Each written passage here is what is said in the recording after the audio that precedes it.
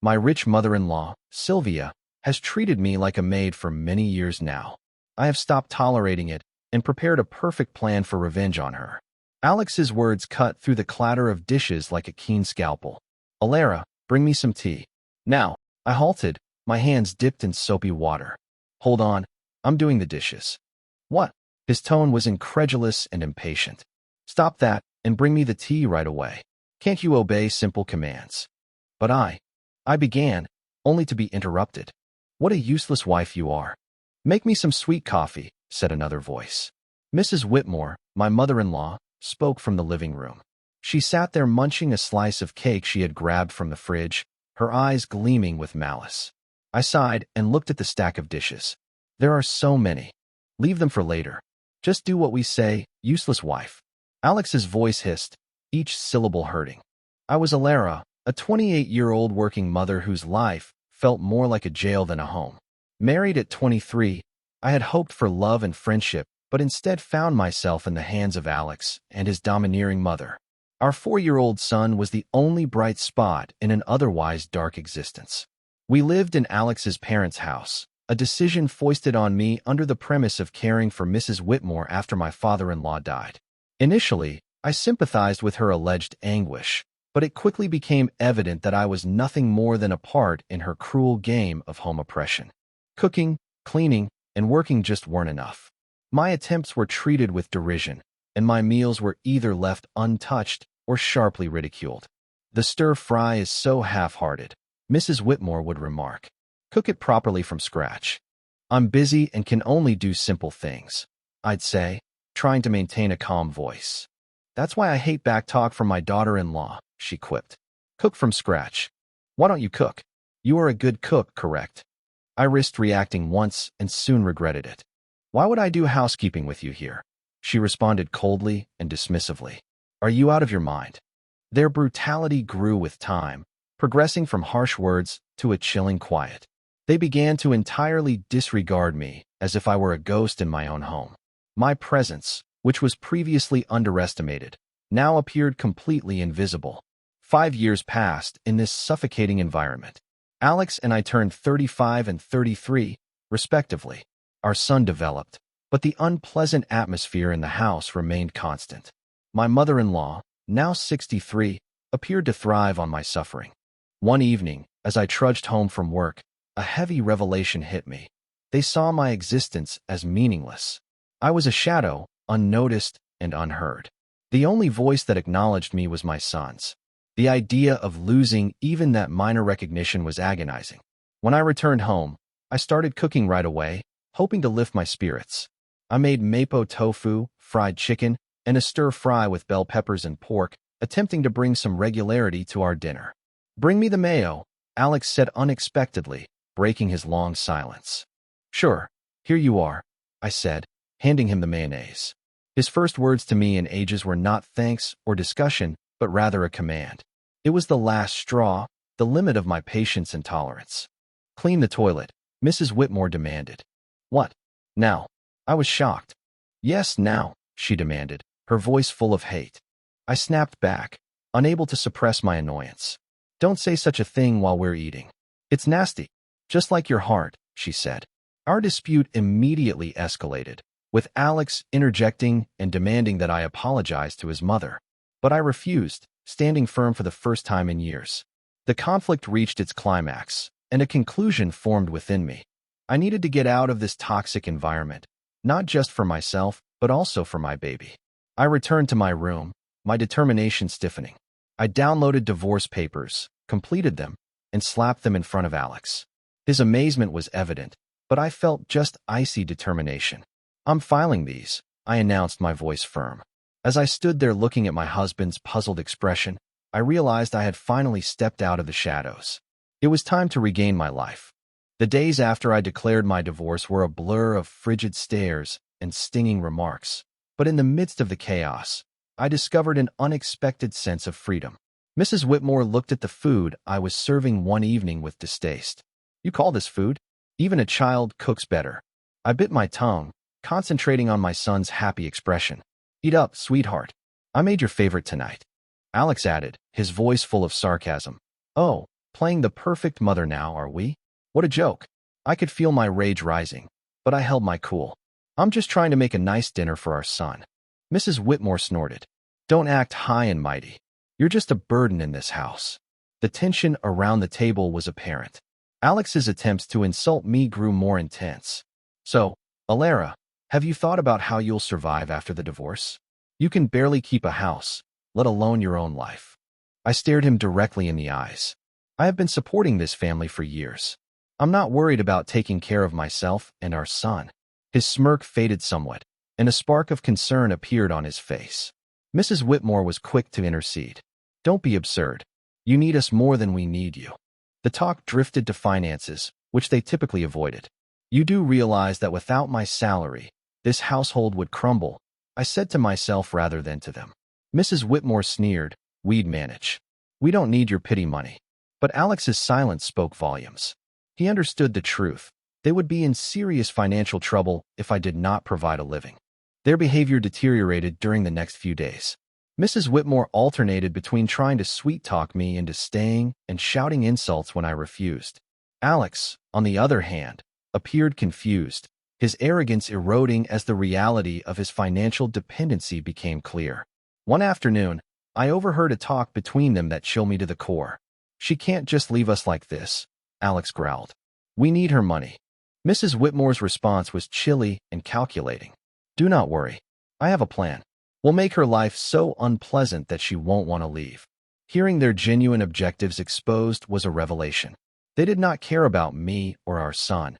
It was all about power and wealth. That night, as I lay in bed, an idea began to emerge in my head. If they wanted to fight, I'd give them one, but it would not be fought with words or trivial disputes. I'd strike them where it hurts the most, their pride and their pocketbook. The following morning, I began putting my plan into action. I contacted a lawyer, a bright, no-nonsense woman who was highly recommended.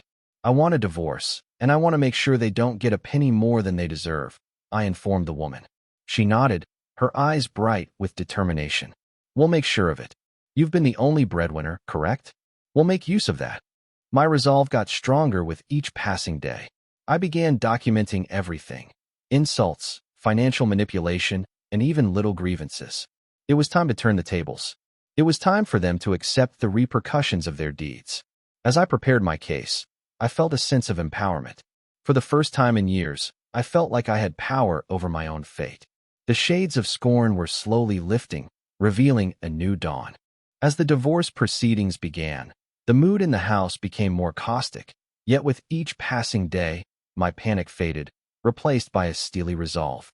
Mrs. Whitmore decided to try a new strategy one evening. Alara, dear, why don't we forget all this nasty business? You know we're family. Her comments were insincere. I met her stare unwaveringly. Family doesn't treat each other the way you've treated me. Alex, who had been silently watching, scoffed. Oh, playing the victim now? You're not as innocent as you pretend to be. I felt a wave of rage, but I kept my voice composed. I'm not playing anything, Alex. I'm just no longer willing to be your scapegoat. As is typically the case, the subject turned to finances. You think you can just take our son and leave? How will you support him? Alex was skeptical. I grinned with a tiny, confident curl of my lips. I've been supporting this family for years. I think I can manage. Mrs. Whitmore turned her gaze into a sneer. You're nothing without us. You'll come crawling back. But their remarks no longer had force over me. I recognized my worth and knew the truth. The following day, I met with my lawyer again. She outlined the strategy clearly. We'll expose their financial dependency on you. It will play a crucial role in the custody battle and the division of assets. I nodded, feeling vindicated. The law was on my side, and I was prepared to fight back. At home, the tension had reached a boiling point. Mrs. Whitmore's attempts to discredit me got increasingly desperate. You think you're so smart, she sneered one evening. But you're just a cold-hearted woman abandoning your family. I stared her directly in the eyes. I'm a woman who's finally standing up for herself. Alex leaped in, his voice full of fury. You'll regret this. You can't survive without me. However, his threats fell on deaf ears. I was done being intimidated.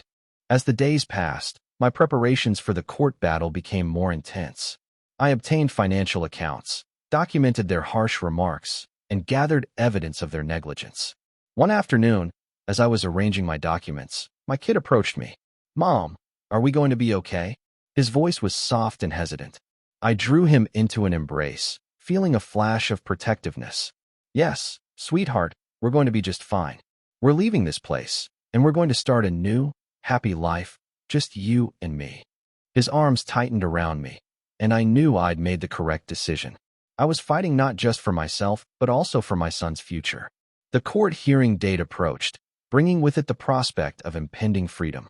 I was prepared to confront Alex and Mrs. Whitmore and put an end to their tyranny and emotional abuse. I was ready to take back my life and give my son the peace and happiness he deserved. It was time for justice, and I was determined to see it delivered. The court hearing day arrived, and I was filled with both dread and determination. I felt a sense of surrealism when I sat across from Alex and Mrs. Whitmore in court.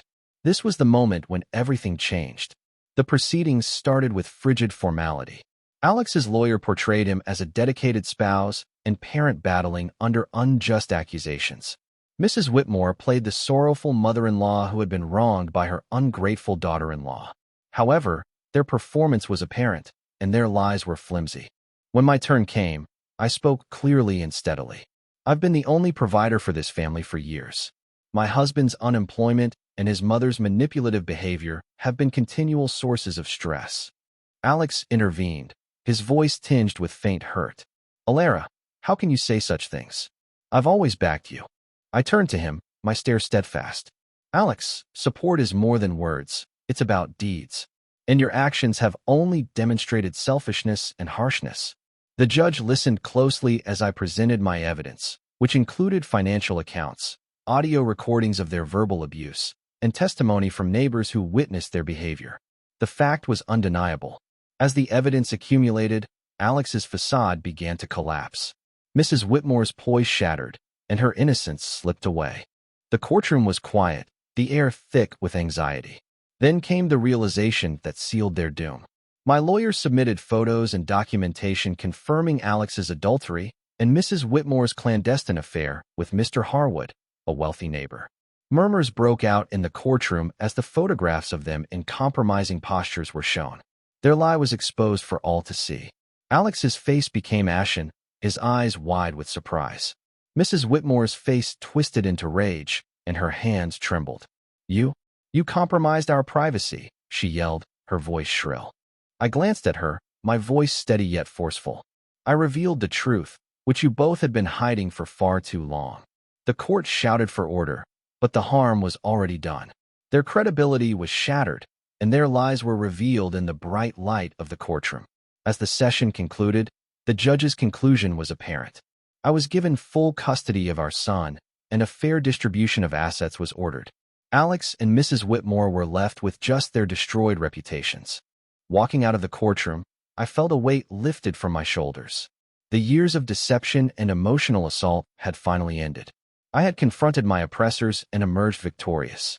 But the finest moment was when my son raced into my arms outside the courthouse, his face beaming with relief and joy. "We did it, Mom," he exclaimed, his voice full of delight. "Yes, we did," I said, holding him close. "We're free now. This is only the beginning for us." As we walked away hand in hand, I realized this was more than simply a personal win. It was a victory for everybody who has ever been made to feel little, helpless, or unworthy. It represented a victory for truth and justice. It was the beginning of a new chapter, one full of optimism and the promise of a better future. The court verdict had an immediate and chaotic impact. The story of Alex and Mrs. Whitmore's deception spread like wildfire, ruining their reputations in our little neighborhood. They could no longer hide behind their facade of respectability. In the days following the verdict, I concentrated on rebuilding my life with my kid, but I couldn't deny the gratification of knowing Alex and Mrs. Whitmore were facing the repercussions of their decisions. One evening, as I was making dinner, I had an unexpected visitor. Mrs. Harwood, Mr. Harwood's wife, appeared, her eyes crimson from unshed tears. "Alara, I've heard about everything. I can't believe what Sylvia, Mrs. Whitmore, did," she exclaimed, her voice breaking. I invited her in and offered a cup of tea. As we sat at the kitchen table, she expressed her sadness. I trusted her as a neighbor and friend, and to think she was having an affair with my husband. Her voice trembled. So, I listened and offered words of comfort. Mrs. Whitmore's actions had clearly caused far more damage than she had planned. The next day, I saw Alex in town. He was a shell of his former self, his arrogance replaced with a defeated expression. "Alara, please, can we speak?" he asked, his voice barely above a whisper. I paused, facing him. "What's there to talk about, Alex?" He fidgeted, unwilling to meet my gaze. I apologize for everything. I didn't understand how much I relied on you and your strength." His apologies, however late, reflected the shift in power. He had lost everything: his dignity, his home, and his family. And in that loss, he had finally admitted his own flaws. Mrs. Whitmore, however, received the greatest criticism. Her affair with Mr. Harwood had not only wrecked her reputation, but also resulted in legal problems. Mrs. Harwood sought a divorce and sued her for alienation of affection. I learned of Mrs. Whitmore's dilemma from neighbors' whispers and tales, which depicted a lady undone by her own acts. She had become an outsider, rejected by individuals she had previously considered friends. I saw her at the grocery store one day, hurrying through the aisles with downcast eyes. Our paths touched, and for a brief moment, our eyes met. The sight of hatred and defeat in her eyes was undeniable. "You did this to me," she said under her breath as she walked by. I watched Sylvia leave, her figure slowly fading as she hurried away, her eyes filled with resentment. I felt a strange mix of pity for her and vindication for myself. "No, Sylvia," I whispered under my breath. "You did this to yourself." The tides of justice had finally shifted. Everything they had done to me, all the lies, the manipulation, the emotional torment, had come full circle. The consequences of their actions were now irreversible. I could see them struggling, living in the aftermath of the deceit they had carefully cultivated over the years. Their false facade had shattered, and now they were forced to face the reality of what they had become. As I watched them suffer through the consequences of their own making, I felt a sense of calm satisfaction. But it wasn't just about them getting what they deserved. The real reward was in the freedom I had gained. The best form of retribution, I realized, was not in revenge, but in living a life full of peace and strength, free from the toxicity and harmful influence they had cast upon me for so long. My focus shifted back to what truly mattered, the future I was building with my son. We were free now, free from the prison they had trapped me in for all those years. I had broken free, and now I was living the life I had always dreamed of. This wasn't just a story of revenge or victory, it was a story of liberation. It was a powerful testament to my strength and resilience. I had taken control of my destiny, broken the chains of abuse, and freed myself from the tyranny of their manipulation. As I looked ahead, I knew that the future was bright and the best was yet to come. I was no longer a prisoner to their cruelty. I was free, and the world was mine to conquer.